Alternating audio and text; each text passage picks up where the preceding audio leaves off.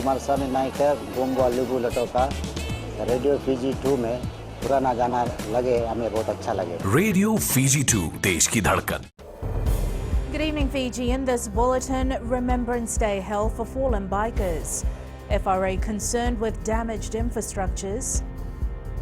And dental costs cannot be regulated.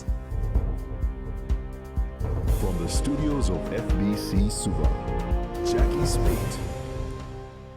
More than 90 bikers gathered in Suva today to remember their fellow members who sadly lost their lives on our roads through no fault of their own. Fiji Motorcyclist Association President Rodney Fong reveals 7 bikers have died in road accidents in the last few years, with 10 serious life-changing injuries. Pranita Prakash with the story. The Fiji Motorcyclist Association lost 7 bikers in road accidents aged between 20 to 35 years. I'm going to stick my neck out here and say that every single one of those accidents was not the fault of the rider. You know, inevitably there are things we can all do better, but in this case, you know, the riders weren't at fault. The association believes bike riders also need recognition on the road. Biggest challenge we face is consideration by motorists and drivers, especially PSV drivers. We've had a lot of problem with bus drivers, taxi drivers, carrier drivers and so on. Though motorcycles make up a small number on the roads, they actually have the same rights and access on those roads as other vehicles do. At the same time, the riders should also be equally responsible as a driver/rider when on the road. Transport Authority says they are working towards raising more awareness on motorcycles. According to LTA, there are 858 registered motorcycles in the country. Pranita Prakash, FBC News. The Fiji Roads Authority have raised concern on the increasing number of vandalism cases and damages to its properties and infrastructures. Earlier this year, Greater Dry Hire was severely vandalized in Nakorotumbu Rakiraki. A grader on Lewa Road in Ba was also stoned and its electrical conduits cut to pieces. And a heavy equipment roller was set on fire in Rewa. Pranita Prakash has more. The Fiji Roads Authority says these acts of vandalism are malicious and unacceptable as it is associated with costly repairs. The careless drivers damaging the assets, as you just described, the fencing, traffic signals, street lights, that's quite common, unfortunately. Damaging a street light can cost between $5,000 and $10,000. The other ways, vandalism is very frustrating because vandalism has no purpose. Minister for Infrastructure Chonu Samate says they have noted damages to the infrastructure as many drivers do not follow the speed limit signs placed on the roads. When we do that and we damage, then it means that we have to pull out money from a project that we're supposed to do in another part of the country, pull that money back and come and fix something that could have been, that problem would not have happened if people just had the common sense to do what they should do, which in this case is follow the road. The authority also received reports of burning household waste and other materials under the bridge. The chief executive says this compromises the bridge structure, which is associated with costly repairs. Pranita Prakash, FBC News. The cost of dental procedures performed in Fiji will be difficult to regulate. Fiji Dental Association former President Dr. Vikash Singh says the costs will vary depending on the type of dental treatment that people seek. Singh adds that if someone opts for a tooth extraction, this is fairly cheap. However, this can also lead to other dental problems that could be costly in the long run. He says the procurement of equipment and medication from reliable sources is costly, and people seeking quality dental care will have to bear the cost of treatment.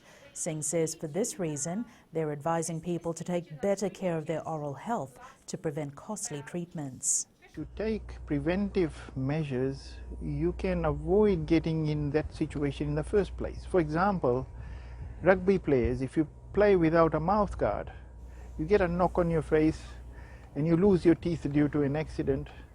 I mean, a mouth guard is not a very expensive device, but it can save your teeth. The Minister for Education has called on school canteen operators as well as parents to ensure students are provided with healthy meals despite these difficult times. The Minister made this comment while officiating at a tree planting event at the Suva Grammar School in Nasese. Apanisa Wangarandovu has more. The Minister says they will not deviate from policing students' meals and health. We focus a lot on healthy eating guidelines in our schools. But we do find out that sometimes what children bring to school is not very healthy, what things are sold in the canteen is not very healthy. So we are trying to strengthen our monitoring. Akbar says the COVID-19 pandemic has caused a lot of people to pursue farming, which contributes to the health of students. COVID-19, if one thing it has taught us to be very close to Mother Nature. The number of Fijians engaged in actually home gardening is very impressive. If you go through social media, everybody is trying to flaunt what they have produced, vegetables.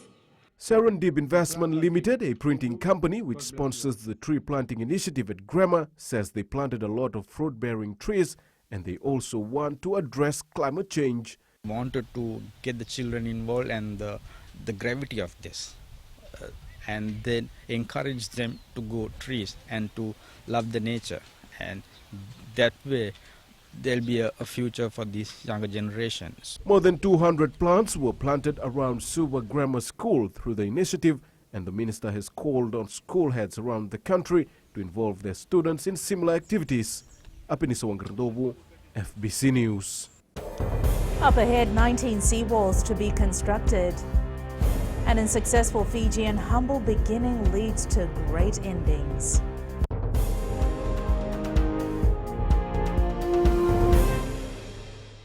मैं तो दिल्ली में रहता हूँ और radio Fiji रोज सुनता हूँ। Radio Fiji 2 देश की धड़कन।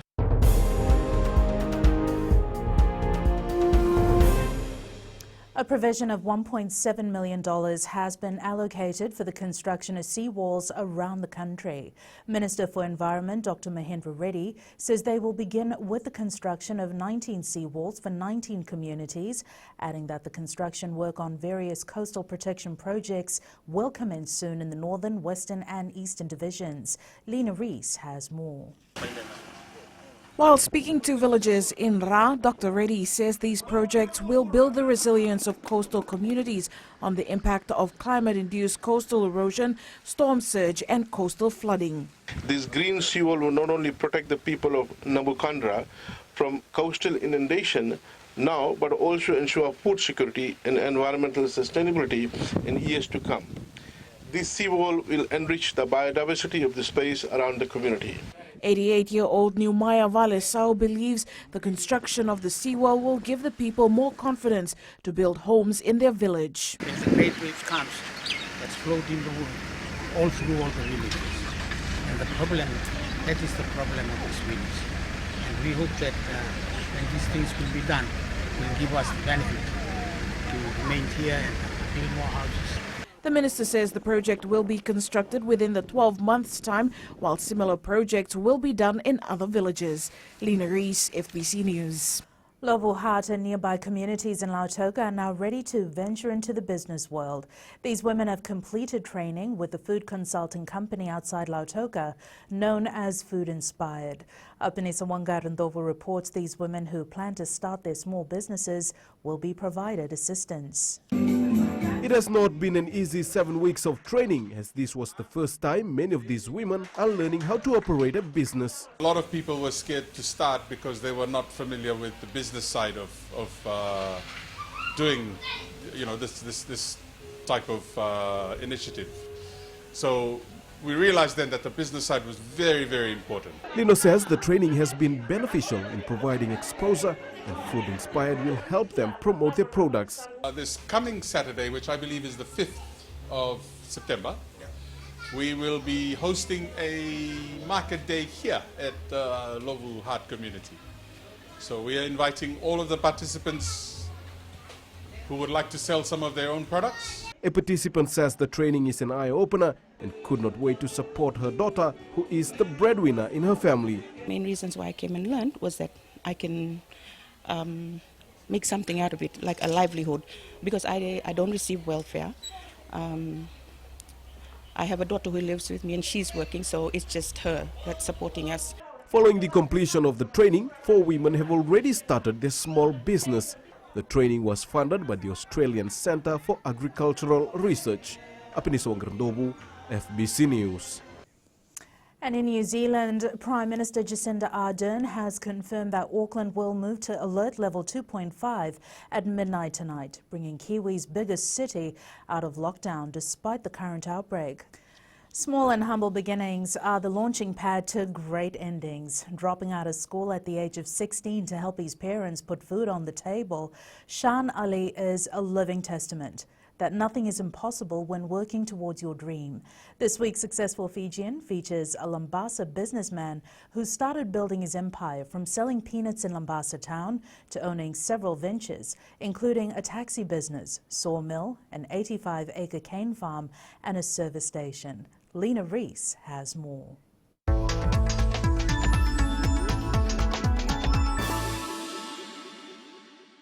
Despite having an arranged marriage at the age of 20 to his wife Nadia Bano, Ali is now a jovial father of 5. He had a dream to have a business of his own and started working towards this as a cane cutter. We had only 100 tons of cane, so we harvest our own cane, then we moved to do the help for the rest of the farmers. So we did for 3 years.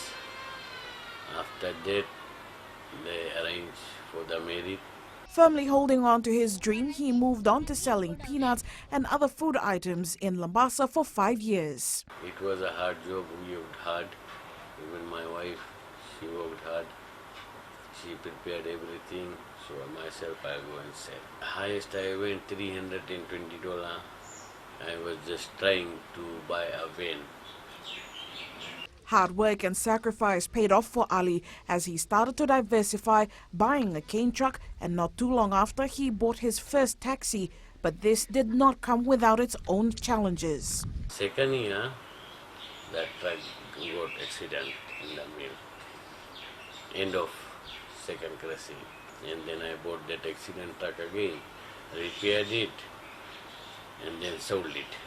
With the unending support from his wife, Ali then expanded to starting a sawmill in 2017. Ali's latest venture is a service station in Sianganga that not only helps him, but the community and villages nearby. From that service station, the help will be given for the rural people also. Ali adds that his wife has been his pillar of strength, helping him overcome all the challenges they face. Sometimes we don't have a money, because when we were doing a peanut selling, we were buying everything. And we had nothing. Wife, without her, today where I am is, I don't think that I could make it. Having something close to a great ending, Ali plans to open a new shop on Tuesday with a plan to assist families and locals in his community. Lena Reese, FBC News.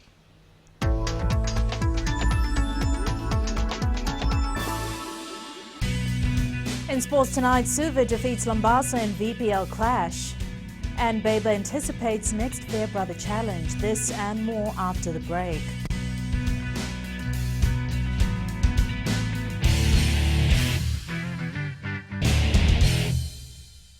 Pula natang go approach lang karse, go erkraki. Do television na barong na Radio Fijian, nandomo ibiti. Radio Fijian, nandomo ibiti.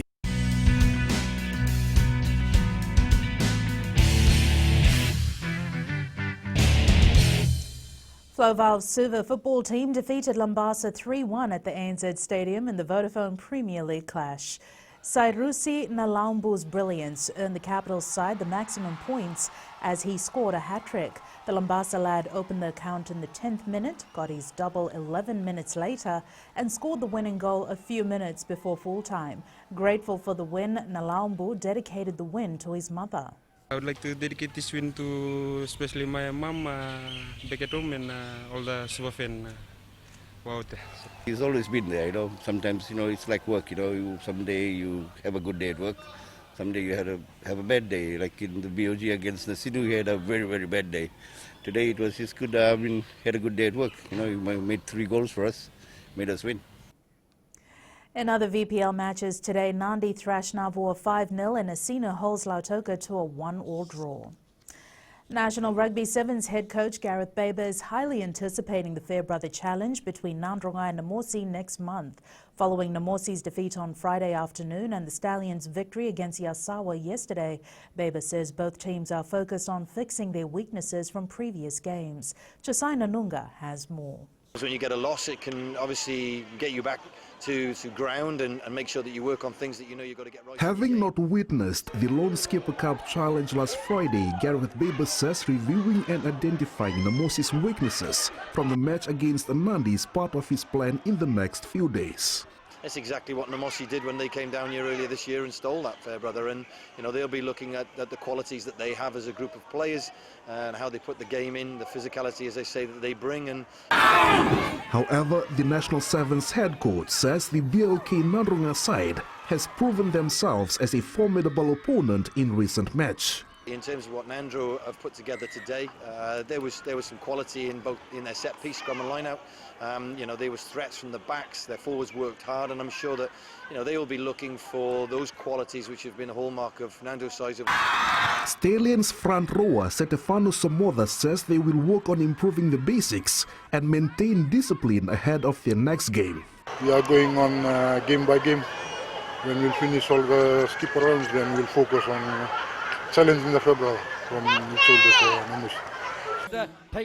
The much-awaited February challenge between Nandronga and Namosi is scheduled for the 19th of next month. Meanwhile, Nandronga is currently leading the points table, followed by Namosi and Suba. Josai Nanunga, FBC Sports.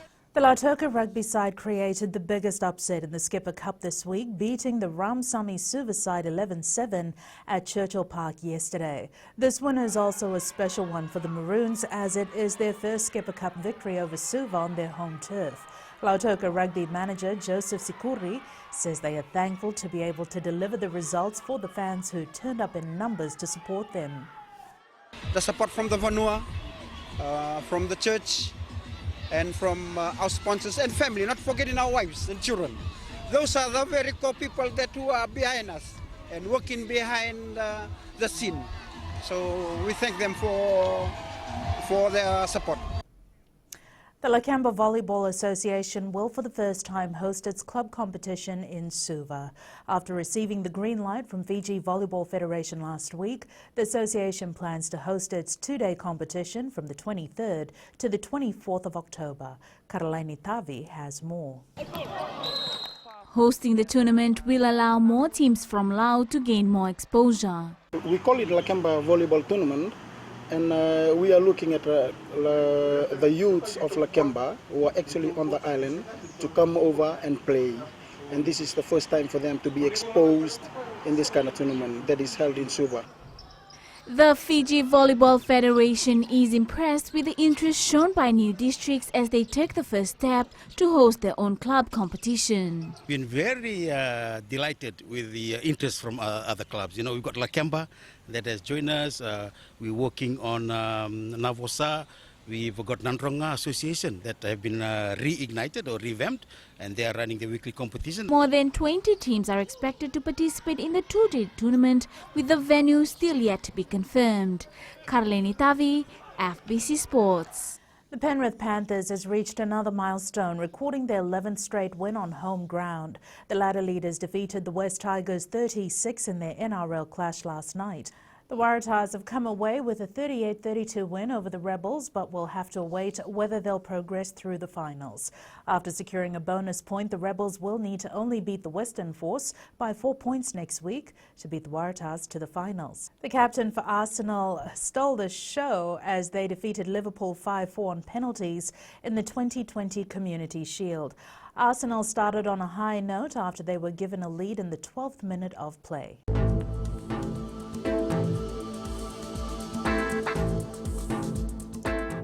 Quick look at weather for today was fine apart from brief showers which prevailed over eastern and interior parts of Fiji. Mainly fine weather with isolated afternoon and evening showers experienced over the rest of the group. Quick look at the weather map. Looking at the west, fine weather was experienced in all centres apart from brief showers in the afternoon. Eastwards from Pacific Harbour to Suva, cloudy periods with some showers.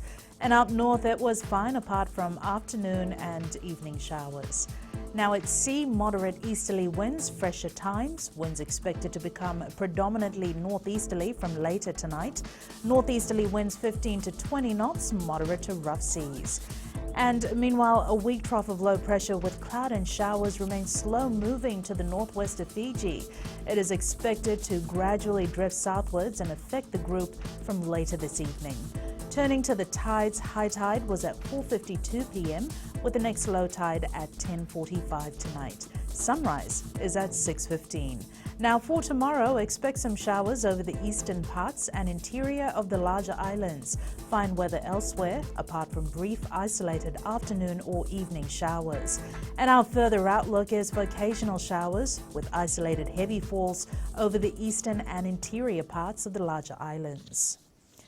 And recapping the main stories for tonight, Remembrance Day held for fallen bikers. FRA concerned with damaged infrastructures and dental costs cannot be regulated. Now for these stories and others, tune in daily to our sister radio station Gold FM. Our poll question we're asking, have you seen an ease in traffic congestion after road repairs along the Suva-Nausori corridor? Visit our FBC website to answer. And you can send us newsworthy pictures and videos on email fbcnews@fbc.com.fj, via Facebook page FBC News and our Twitter page at FBC_news.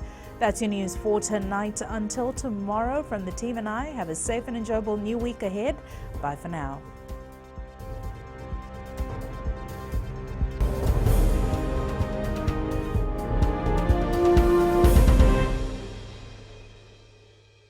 Bula FM, number 2 NSR. Bula FM, number 2 NSR.